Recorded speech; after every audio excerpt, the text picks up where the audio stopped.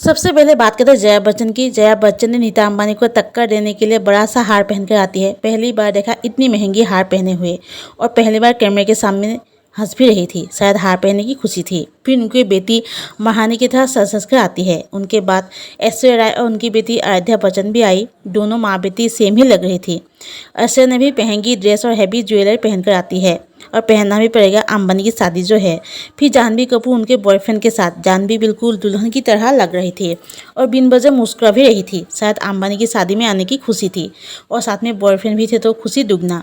उनके बाद प्रियंका और निक जोनस आते हैं। येलो लहंगे में थे प्रियंका, और निक हेयर कट करा के आते हैं। शेरवानी पहनकर बिल्कुल देसी मुंडा ही बन गए थे। फिर अरबाज और सूरा ब्लैक ब्लैक पहनकर दोनों बस एक दूसरे को देखकर मुस्कुरा रहे थे, पता नहीं किस बात पर। शायद उसे भी शादी में आने की खुशी थी। फिर नजर आए जैकलिन। जैकलिन श्रीलंकन होते हुए भी बिल्कुल देसी कुड़ी लग रही थी, और वो बहुत खूबसूरत भी लग रही थी। फिर आए मानुषी चिल्लर। लगता है राधिका को टक्कर देने का मन था, इसलिए दुल्हन बनकर ही आ गई। फिर आई आमिर खान की बेटी और उनके दामाद। दोनों ने अपनी शादी में भी इतनी महंगे कपड़े नहीं पहने जो यहाँ पहनकर आए हैं।